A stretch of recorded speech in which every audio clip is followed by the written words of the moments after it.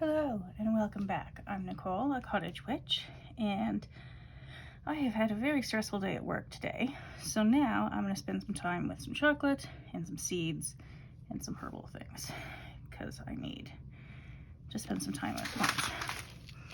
So I think I said in my seed sorting video that I'd do another video when I ordered the seeds that I ordered, which have now finally all arrived. I ordered from 3 different companies. 2 of them are in Canada, because that just makes sense for me. One of them is this BC Eco Seed Co-op. I've gotten a lot of seeds from them. They're very good. So I got foxglove, which I've never gotten before, but it seems pretty cool. And motherwort, which I've also never planted before, but it's one of those plants that I'd like to get to know more about. And then from Revival Seeds, which I think is in Nova Scotia. Is it? It doesn't say, but I think it is. Anyway, cold stratification. At least 3 to 4 weeks. Yeah, I should start that now. So I'm going to leave the St. John's wort to the side. I have started using a St. John's wort tincture, which is why I've gotten this, because it does seem to help every now and again, even though I have to use it with caution because of the medications I'm on. So it can interfere with medications. But I wanted to plant some more so that when I run out of the tincture someday, I'll have some plants to make some more. And then I got North Mountain rhubarb, and I got this one because soak before. Okay, I'll do that. Anyway, I got this one because I know rhubarb can grow in Alberta. There's really no reason it can't. But the varieties that I've planted don't seem to want to come back every year. So I've gotten this in the hopes that it will be perennial, since it's from a higher and more northerly climate. And then I got blanket flower, which is native to me. Does this need stratification too? No. Excellent. Very happy about that. I'm terrible at stratifying plants. I've got some that I need to start stratifying. Probably today, if I was going to be a responsible adult gardener about it. Anyway, I like blanket flowers. They are native to this area and many others on the prairies. So I thought I'd get those for the pollinators. Oh, those don't need stratification. Those just need soaking. That's fine. This, I think, needs stratification. Does it? Yes. It sure does. Lovely. I have some of these seeds. I haven't actually gotten them to germinate yet, but I got them from different companies. So I was making this order and I thought, okay, I'll try, because I would like to get Joe Pye weed to grow on my balcony. And then, did I spend money on dandelion seeds? Yes. Because I'm an idiot. I don't know. I did try and collect some dandelion seeds just from dandelions outside last summer. They didn't start growing again last summer, so I don't know if it was too late in the season or what. Or if I did something wrong or they don't like me, or I don't know. But I really like dandelions. And even if the neighbors don't like them so much, I would like some to grow on my balcony so I can actually eat them. Because the ones all in my area are, I mean, between the dogs and the people and the pollution and whatever they spray in the parks, there's just no way I'm gonna eat them. That would be not terribly healthy. I'm still living in hope that my wild strawberries from last year will come back, because they did really start to get established. I'd started them in trays and transplanted them, and then they almost died completely, but then really reestablished themselves and came back with vigor. I only got a couple berries, but that's okay, because I wanted them mostly to focus on the roots and the leaves.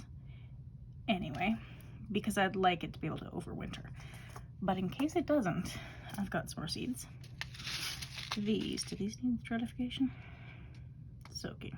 Fine, I can do that. I got two years ago, I got the asparagus like root system. It grows, well, it came in sort of this weird circle. It's a funny looking thing. And so I planted that, and it grew one year. It grew those like feathery frond type things. which is what it's supposed to do in the first year. Then these are supposed to grow the second year. And then you're not supposed to, well, I think a couple of them grew the first year, but you're not supposed to harvest them, so I didn't. But then it didn't come back the next year, so I've gotten some more seeds. Let's see if that works. And then I got these because I would like bachelor buttons to grow on my balcony, and they're purple. And as I've said before, I can't turn down purple plants. Okay, so wandering over into Herbalism for a minute. I have been using my Balm of Gilead, which smells, it's very orange, and it smells very much like poplar buds, very, very strongly. But I've been using it for some knee issues that I've got, because I'm not 22 anymore, and that'll happen. And it's been working actually really well for that. Oh, this is the St. John's wort tincture that I've been using. It's by Earth and Alchemy, which is a lovely local brand to me. I've also been using this stress-free glyceride tonic, which seems to be helping, I think. But it uses a lot of plants that I'm not so familiar with, and a lot of them that don't grow near me. And so I decided to use some and make my own. And I don't have the list of plants with me. Why don't I have that? Hang on. Okay, here it is. I haven't put it in my notebook yet, but basically it includes all of these plants: burdock, chickweed, feverfew, lemon thyme, goldenrod, oats, milky oat tops, and the oat straw, cinquefoil, lemon balm, catnip, and passion flower. Most of those I've either foraged or grown on my balcony. A few of them, like passion flower, I have not. I got that from a local shop. So I've made that. I have not tested it out yet. It does smell quite lemony, so I'm okay with that. The other herbally things I've been using lately are a pine essence, which I made rather like you make a flower essence, but out of pine. The needles, a little bit of the resin, and a pine cone. And so that's been lovely. And then I make myself a glycerite with spearmint and use it as a dry mouth spray of all things, because I mean, you can buy that, but also it's so easy to make and tastes better when I make it myself. And I go through quite a lot of it because it is so outrageously dry here. Okay, I keep having to stop and start because I'm having a day, and I thought I was organized, and I'm not organized, and oh well. So these are the plants I'm going to try and start startification for. So this is cow parsnip, which allegedly grows near me, but I've never found it. I'd like to. I do sometimes wonder if people confuse it with giant hogweed.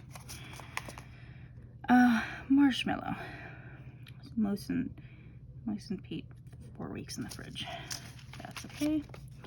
Witch hazel. If this, I'm sort of curious about witch hazel, but if it doesn't grow, I'm, not gonna be too upset about it. I would like marshmallow and cow parsnip to grow though. So I'll work on those today.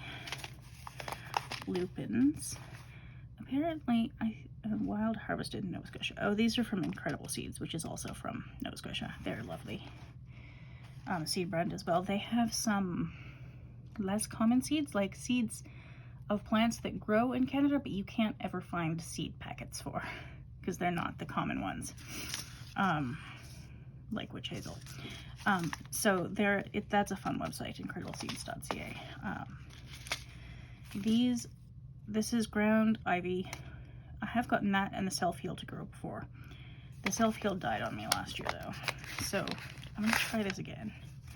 These I don't think, well, this needs stratification. I don't think the self-heal and the ground ivy do, but I'm gonna try and get them started early so that I can hopefully, if they don't succeed, I can try them again or something. Wintergreen I'm out of, but that's okay. I'm not too upset about that. Purple prairie coneflower, which is echinacea, one of the varieties anyway. That is native to this area. This is a native plant to Alberta. It's one of the A's is for Alberta. The ALCLA. anyway, they have native plants, and if you drive out to their location, which I don't have a car so I can't, you can get little plants that they've started already, because a lot of native plants do require stratification and are just a bit more complicated to start.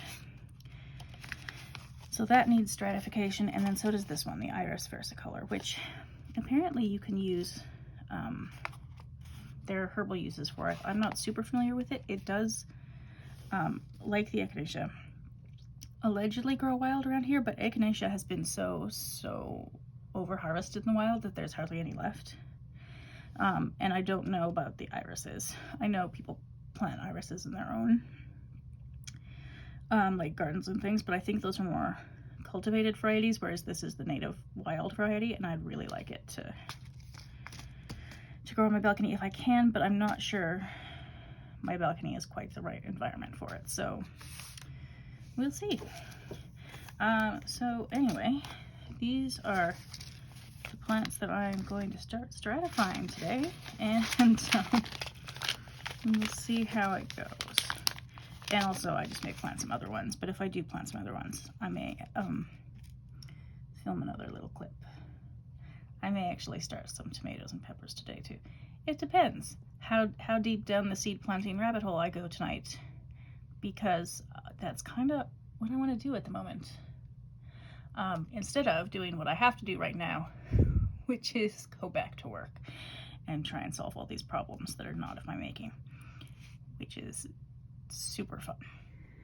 Quick update. I have in fact planted way more than I'm supposed to plant at this point in February, but I got started and on a roll, and now my fingernails are full of dirt, but that has made me feel much better about my day. So okay, these are the seed packets that I've run out of, which is great. Some of them I'm not going to reorder. This one I definitely will reorder, like right away. And then I've separated out the ones that I have to direct sell, so I'll save those for later.